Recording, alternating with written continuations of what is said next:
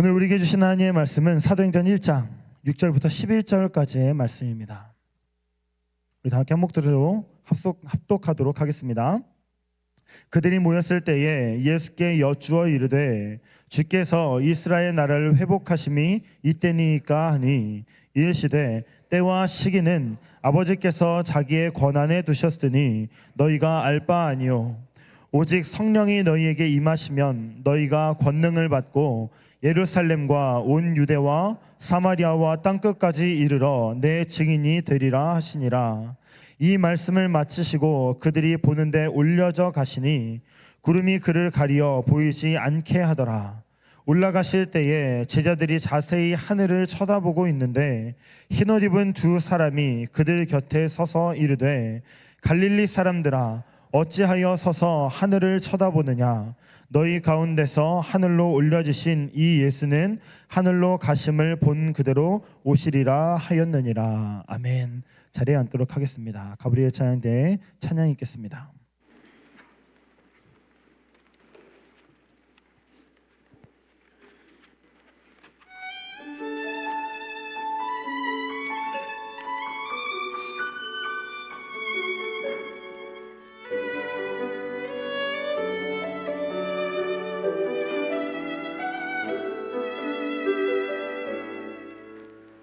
나의 평생에 가장 복된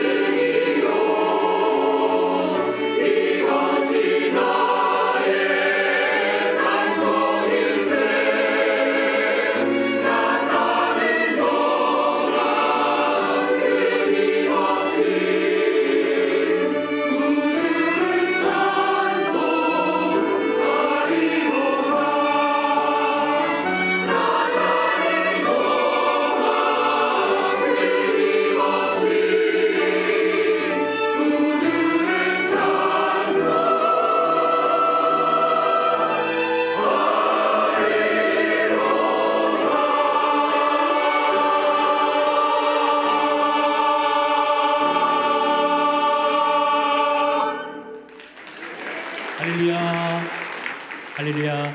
하나님이 하십니다. 아멘. 우리 하나님께 감사와 영광의 박수 다시 올려드리겠습니다. 아멘. 귀한 찬송 너무 감사합니다. 사람은 태어나면서 가족의 일원이 됩니다. 그 가족 안의 구성원을 우리는 형제, 자매라 부릅니다. 그런데 우리가 교회에 오면 나를 향해 형제님, 자매님이라고 부릅니다. 육신의 부모가 다르고 성장 환경이 다르지만 예수님을 그리스도로 영접하고 하나님을 아버지라 부르니 우리는 믿음 안에 한 가족, 형제, 자매인 줄 믿습니다. 신명기 22장은 모세가 이 땅에서 마지막 한 유언적 설교입니다. 그동안 함께했던 백성들은 요단강을 건너 가나안에 들어가지만 이제 모세는 이곳에서 삶을 마감해야 됩니다. 그때 마지막 전하는 그 말, 모세는 하나님의 마음을 향해 이스라엘 백성들에게 이렇게 선포합니다. 우리 신명기 22장 1절과 4절 함께 보십니다. 내 형제의 소나 양이 길 잃은 것을 보거든 못 본 채 하지 말고 너는 반드시 그것들을 끌어다가 내 형제에게 드릴 것이요. 내 형제가 내게서 멀거나 또는 내가 그를 알지 못하거든 그 짐승을 내 집으로 끌고 가서 내 형제가 찾기까지 내게 두었다가 그에게 돌려줄지니 낙이라도 그리하고 의복이라도 그리하고 형제가 잃어버린 어떤 것이든지 내가 얻거든 다 그리하고 못 본 채 하지 말 것이며 내 형제의 낙이나 소가 길에 넘어진 것을 보거든 못 본 채 하지 말고 너는 반드시 형제를 도와 그것들을 일으킬지니라. 여러분 혹시 가장 반복되어지는 단어 잡으셨습니까? 바로 형제입니다. 형제는 형과 아우를 아울러 이르는 말로서 형제가 되려면 부모가 같아야 됩니다. 광야 생활을 마친 이스라엘 백성들은 이제 가나안에 들어가면 분배받은 그 땅에서 각 지파별로 따로 살 것입니다. 그들의 육신의 부모는 다릅니다. 그리고 그들의 자라온 환경도 다릅니다. 그런데 모세는 지속적으로 반복하면서 형제다, 형제다라고 이야기를 합니다. 어떤 한 사람이 소와 양을 잃어버렸습니다. 그런데 그것을 내가 발견한 것입니다. 그런데 보니까 누구 건지 알겠어요. 아니면 주인을 잘 모르겠습니다. 근데 누군가가 잃어버린 걸 내가 발견한 것입니다. 그러면 그것을 못 본 채 하지 말고 그것을 끌고 집으로 가라는 것입니다. 누구 건지 알면 그 사람에게 돌려주라는 것입니다. 집에 끌고 가면 그 동물에게 먹이를 줘야 됩니다. 그리고 배설물을 치워야 됩니다. 수고와 헌신이 따르는 것입니다. 그런데 그렇게 하라는 것입니다. 왜?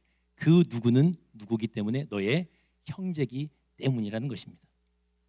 40년 전 애굽에 내렸던 10번째 죽음의 재앙 앞에 죽음의 사자가 온 애굽 땅을 덮었을 때 어린 양의 피를 좌우 문설주와 임방에 바른 이 이스라엘 백성들은 죽음을 뛰어넘었습니다.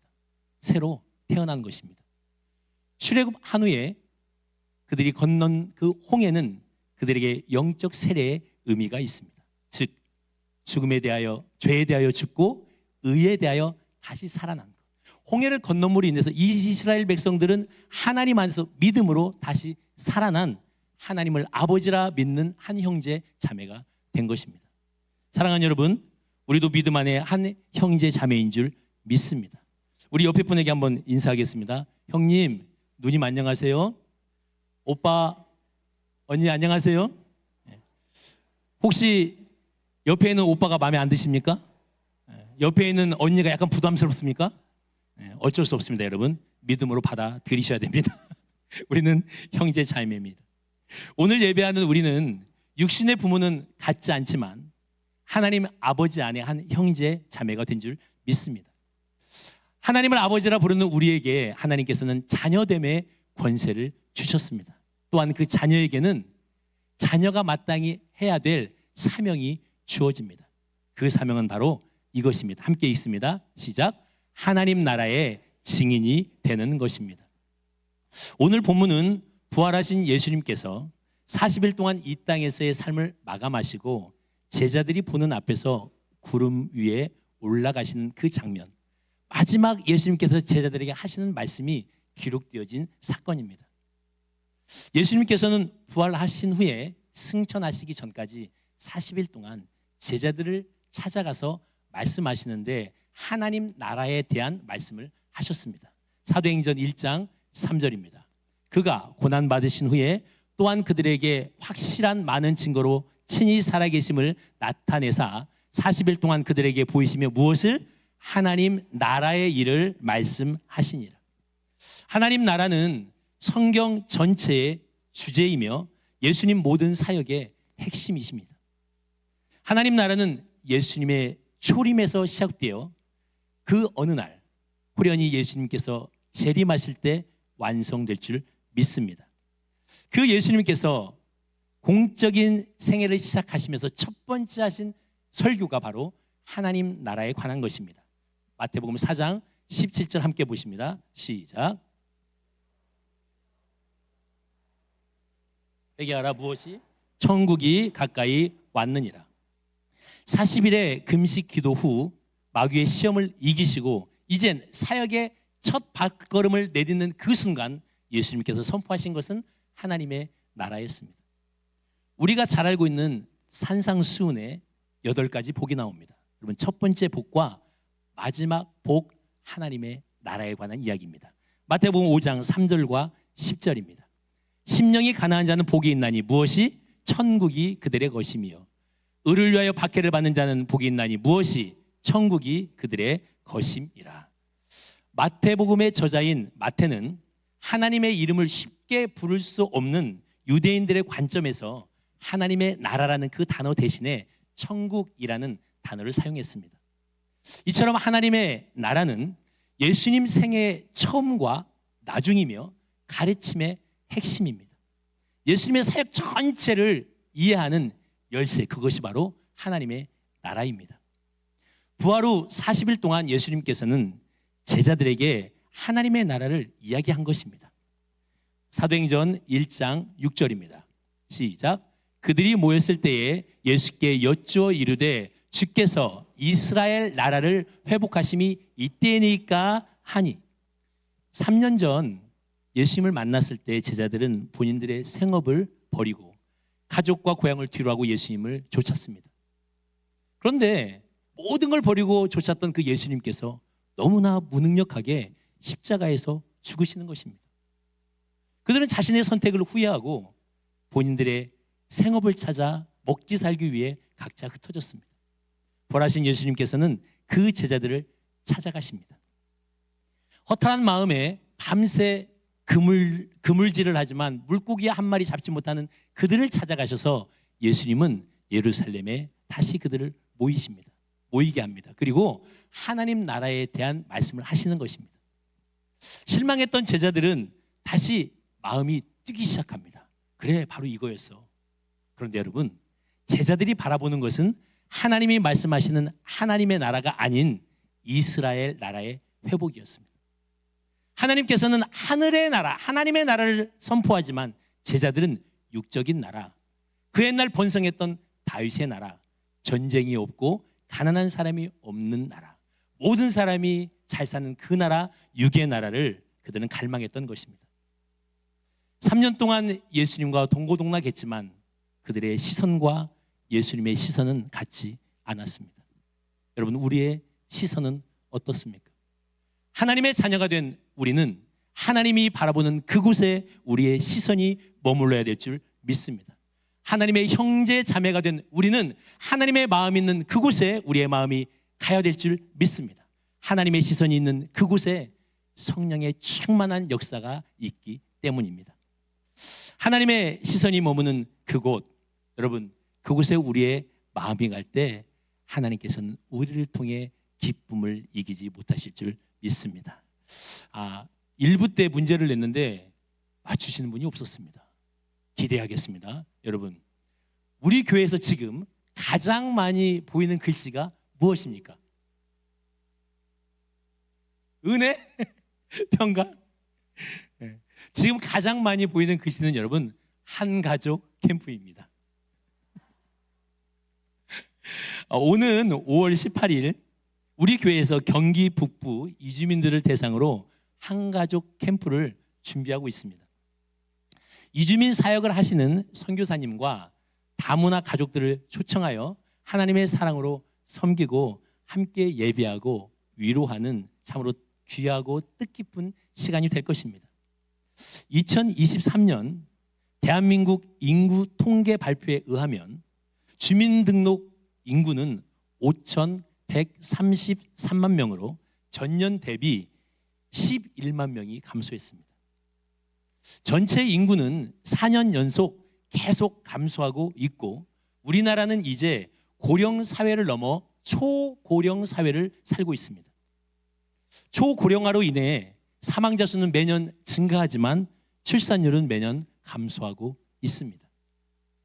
2023년 4분기 출산율은 0.7명으로 OECD 국가 중 압도적인 꼴찌를 차지하고 있습니다. 정부는 감소하는 출산율 대책을 위해 15년 동안 무려 380조 원을 쏟아부었습니다.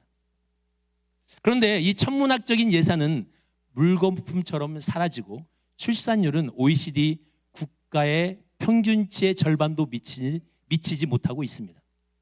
이런 감소율로 가다가는 한국 소멸이라는 이 단어가 우리의 현실로 올 날이 얼마 남지 않았다는 것입니다.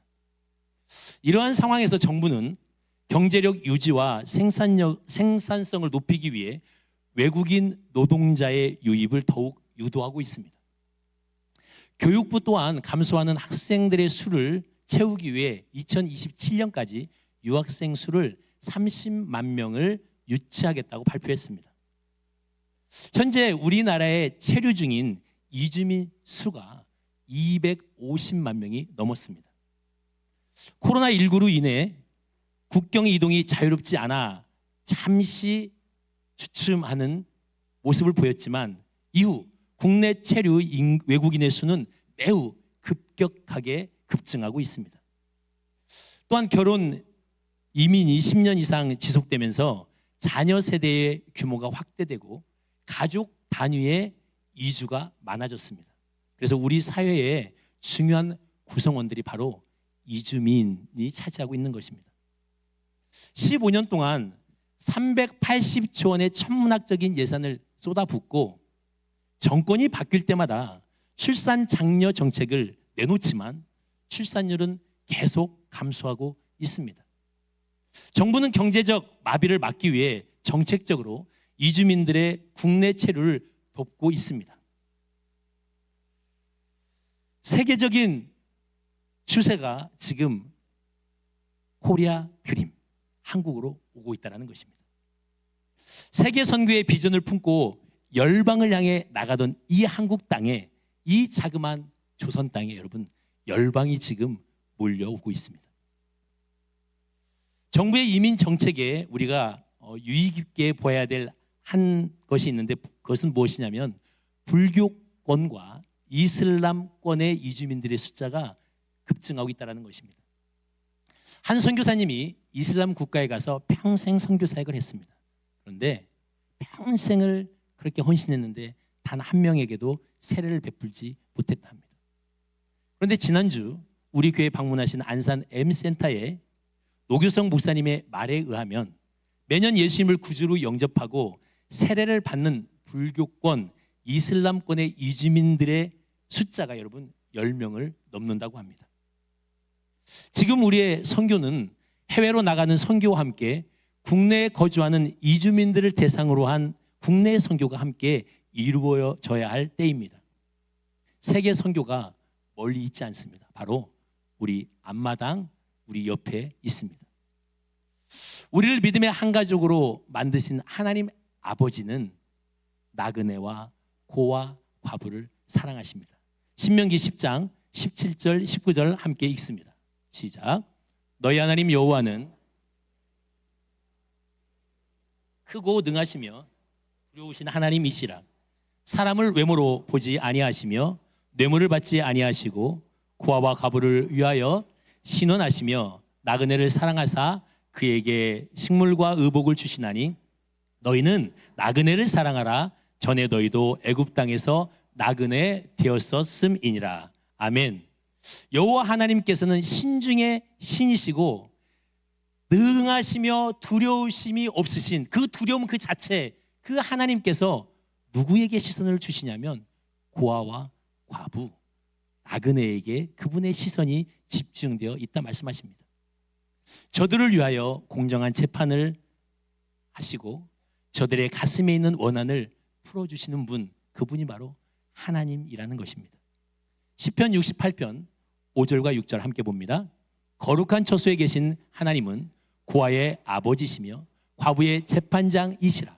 하나님은 고독한 자로 가속 중에 처하게 하시며 수금된 자를 이끌어내사 형통케 하시느니라. 여러분, 이 시대의 고아와 과부는 사람들의 시선 밖에 사람들이었습니다. 그런데 하나님께서는 가치 없어 보이는 그들을 향하여 사랑을 베푸시고 머물 곳 없는 그 나그네들이 머물 곳 있는 좋은 집에 살았으면 살기를 바라는 그 마음이 바로 하나님 아버지의 마음이라는 것입니다. 야고보서 1장 27절은 우리에게 이렇게 말씀하십니다. 하나님 아버지 앞에서 정결하고 더러움이 없는 경건은 무엇입니까? 곧 고아와 과부를 그 환난 중에 돌아보고 또 자기를 지켜 세속에 물들지 아니하는 이것이니라. 하나님이 기뻐하시는 경건이 있는데 그 경건은 고아와 과부를 돌보는 것이랍니다. 나그네를 사랑하는 것이랍니다. 예수님께서는 지극히 작은 자에게 물을 주라 말씀하십니다. 병들고 옥에 갇힌 자들을 돌아보라 말씀하십니다. 그들을 향하여 사랑의 손을 펴라 하십니다. 왜? 그것이 바로 나에게 하는 것이기 때문이라 말씀하십니다. 여러분, 선교는 누구나 할 수 있지만 아무나 할 수 없는 일입니다. 누구나 할 수 있지만 그러나 오직 하나님의 자녀된 사람, 그 사람만이 감당할 수 있는 것, 하나님의 아버지의 그 마음이 충만한 사람이 하는 것, 여러분, 그것이 바로 선교인 줄 믿습니다. 그 선교가 지금 우리 교회 가운데 벌어지고 있습니다.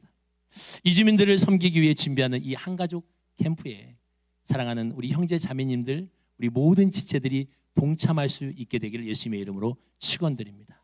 우리가 동참하는 그곳에 하나님의 마음이 있기에 하나님께서 역사하실 것이기 때문입니다.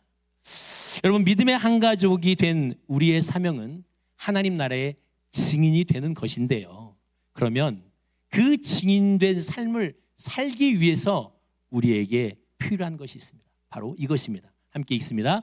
오직 성령의 충만함입니다. 믿음 안에서 한 형제 자매로서 하나님이 기뻐하시는 그 일을 내가 해야 되겠는데 그 일은 내가 결단한다고 할 수 있는 일이 아니라는 것입니다. 여러분, 증인이란 어떤 사건에 대한 사실을 증언하는 사람으로 소송법에서 증인의 위치는 참으로 중요합니다.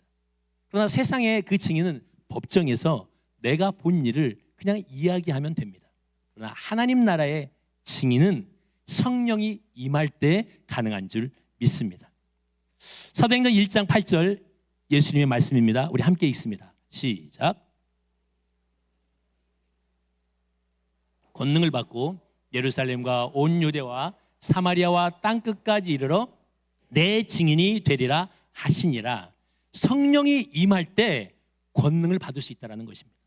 권능을 받을 때 그 사람이 하나님 나라의 증인이 될 수 있다는 것입니다. 내가 결단하고 이젠 난 준비됐어 하고 나간다고 되는 것이 아니라 아니야, 성령 충만 먼저 받아야 돼 하고 예수님께서 말씀하시는 것입니다. 제자들의 지금 마음은 부풀어 올랐습니다. 죽었다고 생각했던 그 예수님, 모든 것이 끝났다고 생각하는 그 시점에 예수님이 부활하셔서 하나님 나라에 대해서 말씀하시는 것입니다. 아, 이제 나가면 되겠다 하는 그 제자들에게 예수님이 말씀하십니다. 아니야, 지금 나가면 안 돼. 너희들 먼저 성령 충만을 받아야 돼. 주님보다 앞서지 않고, 여러분, 주님보다 앞서지 않는 그 삶, 그 삶, 성령의 충만함이 우리에게 임할 때 증인의 삶을 살 수 있게 되는 줄 믿습니다. 성경에는 수많은 사람들이 기록되어져 있습니다. 그 중에 하나님 마음에 합한 자 하면 생각나는 사람이 바로 다윗입니다. 다윗은 하나님이 주신 은혜와 축복을 너무나 많이 받은 사람이기에 그 하나님을 위해서 성전을 건축하고 싶었습니다. 그 마음을 하나님이 아셨습니다. 그런데 하나님은 그 일을 다윗이 아닌 그의 아들 솔로몬에게 허락하셨습니다. 이토록 여러분, 하나님의 일은 하나님이 허락해야 가능한 줄 믿습니다. 하나님의 일은 하나님이 허락할 때 그 하나님의 사람이 하는 것, 그것이 바로 하나님의 일입니다. 솔로몬은 그의 아버지 다윗이 하나님께로부터 받은 설계 양식에 따라 7년이 넘는 기간 동안 성전을 건축합니다. 팔레스타인 전역에서 가장 아름답고 최고의 목재인 레바논산 백향목으로 짓기 시작합니다. 성전 건축의 모습을 자세하게 기록한 역대하 2장을 보면은 레바논에 파견된 노동자가 3만 명, 그리고 운반을 담당한 인력이 7만 명, 채석 담당이 8만 명, 현장 감독 인원이 3,850명, 도합 18만 3,850명입니다. 성전을 건축하는데 동원된 인원이 여러분 18만 3,850명이라는 것입니다. 이들이 성전을 건축할 때 공사 현장, 성전을 짓는 그 장소에서 돌을 다듬은 것이 아니라 채석장에서 돌을 다듬어 와서 성전을 마쳤습니다. 그래서 성전을 건축하는 이 공사 현장에서는 망치 소리, 연장 소리가 들리지 않았고 먼지도 날리지 않았습니다. 하나님이 직접 설계한 대로 지어진 이 성전의 규모는 3층 높이의 대략 75평 정도 됩니다. 성전의 규모가 그리 크지 않음에도 7년이 넘는 기간 동안 이 많은 사람들이 지었음은 그들의 노력과 정성이 들어간 당대 최대의 건축물이었음을 우리로 하여금 짐작케 합니다. 성전 내부의 벽을 백향목 널판으로 모두 입힙니다. 그리고 순금으로 입힙니다. 그리고 정교하게 장식을 합니다. 그런데 여러분, 성전 건축의 마지막은 두 기둥을 세우는 거였습니다. 역대하 3장 17절 함께 읽습니다. 두 기둥을 성전 앞에 세웠으니 왼쪽에 하나요 오른쪽에 하나라. 오른쪽 것은 야긴이라 부르고 왼쪽 것은 보아스라 불렀더라. 건축물에 있어 여러분, 기둥은 참으로 중요한 역할을 차지합니다. 기둥은 구조물의 무게를 위층에서 기초까지 지탱해주는 역할로 하중이 고르게 분산되도록 건물 전체의 주요 위치에 전략적으로 배치하는 것, 그것이 여러분 상식입니다. 그런데 하나님께서 설계하신 이 성전 건축은 그 기둥을 어디에 세우라 하십니까? 성전 앞에 세우라 하십니다. 기둥을 무게중심이 있는 그곳에 세워야 되는 것이 마땅한데 하나님께서 설계하신 그 설계 도면에 그 기둥을 성전 앞에 세우라는 것입니다. 그 이유가 무엇인가? 그 이유는 여러분 기둥에 붙여진 이름에서 찾을 수 있습니다. 오른쪽 기둥의 이름을 야긴이라 불렀습니다.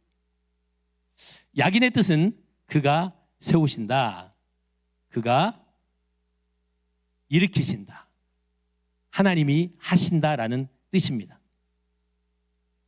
역대상에는 성전 건축을 위해 준비한 다윗의 노력이 기록되어져 있습니다. 자, 다윗이 어떻게 노력했는지 한번 보겠습니다. 역대상 29장 2절 3절. 내가 이미 내 하나님의 성전을 위하여 힘을 다하여 준비하였나니 곧 기구를 만들 금과 은과 놋과 철과 나무와 또 마노와 가공할 검은 보석과 채석과 다른 모든 보석과 옥돌이 매우 많으며 성전을 위하여 준비한 이 모든 것 외에도 내 마음이 내 하나님의 성전을 사모함으로 내가 사유한 금, 은으로 내 하나님의 성전을 위하여 드렸노니. 다윗은 성전 건축을 하기 위해 하나님께 소원을 아뢰었습니다. 그런데 하나님께서 거절하셨습니다. 그것을 알매도 불구하고 다윗은 성전 건축을 위한 건축 자재를 준비했습니다. 금, 은, 놋, 보석, 당대의 가장 아름답고 귀한 것들을 다 준비했는데 그래도 뭔가 허전한 것 같습니다. 그래서 다윗은 자기가 개인적으로 소유하고 있는 금과 은을 또 하나님께 드립니다. 이 아버지 다윗의 마음을 받아 이 솔로몬이 하나님께서 주신 설계 양식에 따라 여러분 성전을 짓습니다. 80여 평이 안 되는 건물을 7년 6개월 동안 18만 3천 명이 넘는 사람들이 공사를 했으니 이는 엄청난 재원과 건축 기술의 완성품인 것입니다. 그렇다면 여러분 얼마나 하고 싶은 말이 많겠습니까? 이 두 기둥에 그렇다면 한쪽 기둥에는 아버지 다윗, 한쪽 기둥엔 이 성전을 완성한 아들 솔로몬, 이렇게 다윗과 솔로몬의 이름을 적어야 되는데 하나님께서는 기둥을 만들라 하시고 그 이름까지도 분명하게 말씀하시니 야긴이라 해라, 하나님이 세운 거야 라고 말씀하십니다. 여러분 우리 인생 하나님이 세워가고 계신 줄 믿습니다. 내가 하는 것 같지만 아니요, 하나님이 하시고 계신 것입니다. 하나님이 이끄실 때 그 인생이 복된 인생이며 하나님 앞에 거룩한 인생, 거룩한 삶, 참 행복한 사람, 그 사람이 될 줄 믿습니다. 여러분 하나님께서는 야긴이라고 말씀하시며 하나님이 세운 거야 라고 이야기합니다. 사람이 마음으로 자기의 길을 계획할지라도 그의 걸음을 인도하시는 이는 여호와 신이라. 아멘. 여러분 이 말씀이 이 시간 저와 여러분들의 고백이 될 수 있기를 간절히 소망합니다. 자, 오른쪽 기둥의 이름이 야긴, 하나님이 세우셨어. 그런데 여러분 왼쪽 기둥의 이름은 보아스입니다. 보아스의 뜻은 유력자, 그에게 힘이 있다, 하나님 안에 능력이 있다라는 뜻입니다. 우리를 택하시고 우리의 아버지가 되신 그 하나님에게는 능력이 있는 줄 믿습니다. 그분에게는 못할 일이 전혀 없는 줄 믿습니다. 그런데 여러분 힘이 있었더라, 능력이 있었더라가 아니라 능력이 있다, 힘이 있다. 여러분 현재형입니다. 하나님께서는 능력이 있으셨던 분이 아니고 능력이 있는 분인 줄 믿습니다.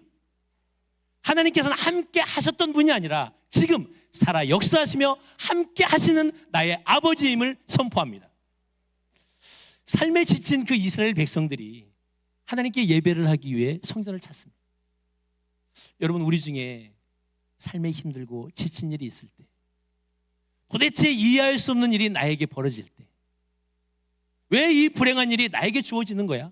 그렇게 기도해도 하나님은 침묵하시고 있는 그때, 그럼에도 불구하고 예배만큼은 포기할 수가 없어.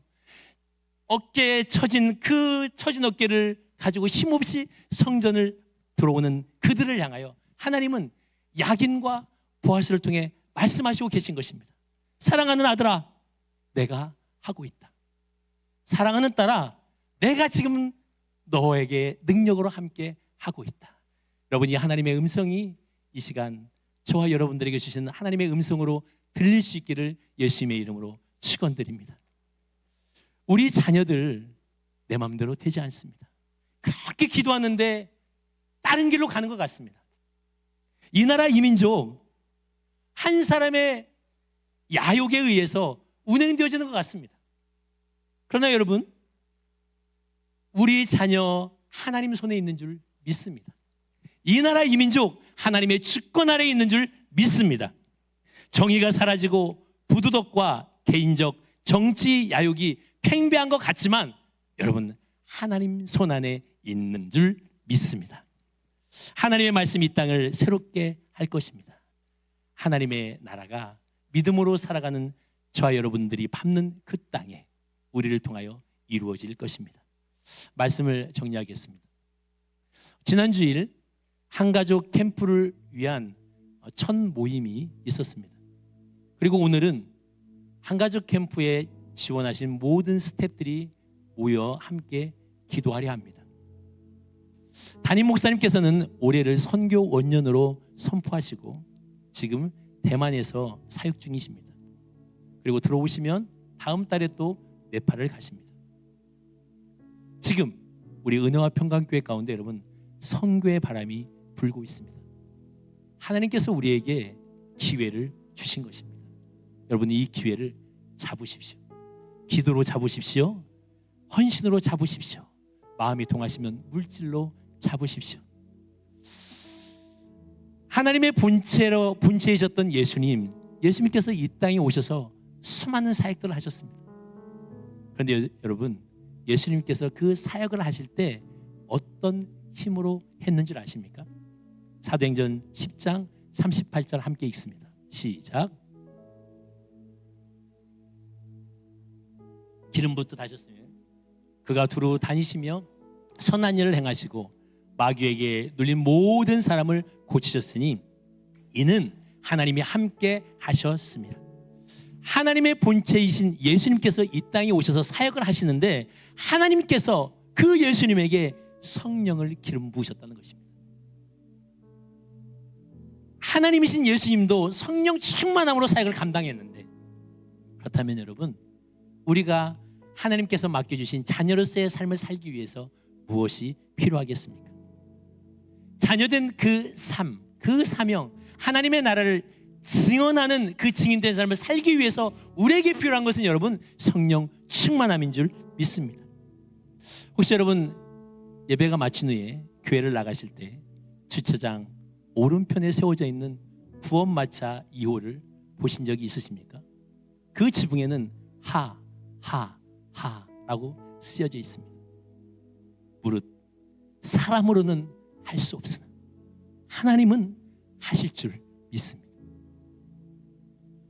때로는 내 계획대로 인생이 되지 않고 또 이렇게 하는 것에 어떠한 아픔의 결과들이 나에게 있을 것 같은 어떤 두려움이 있습니까? 여러분 성령 충만함을 간구하십시오.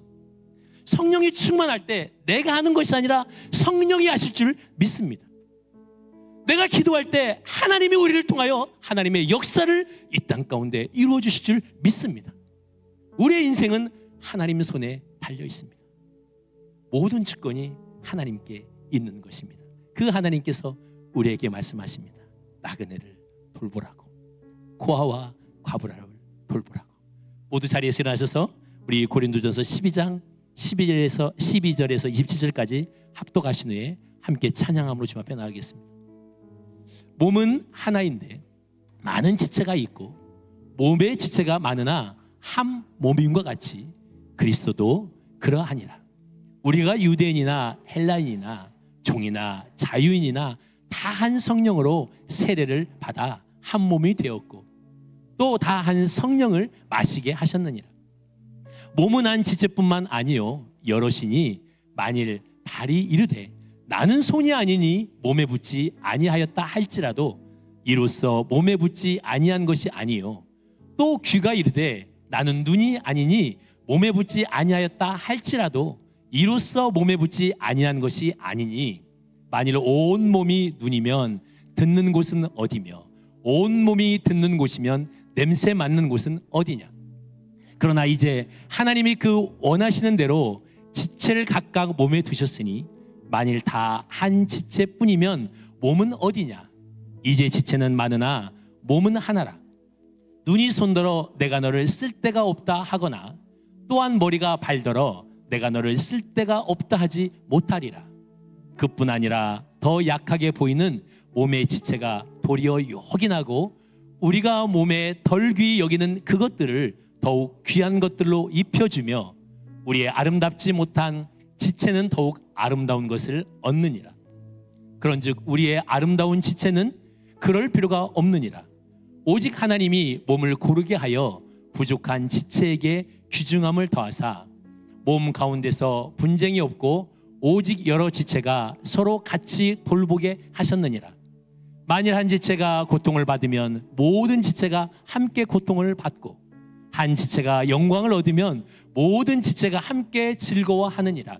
너희는 그리스도의 몸이요 지체의 각 부분이라. 아멘.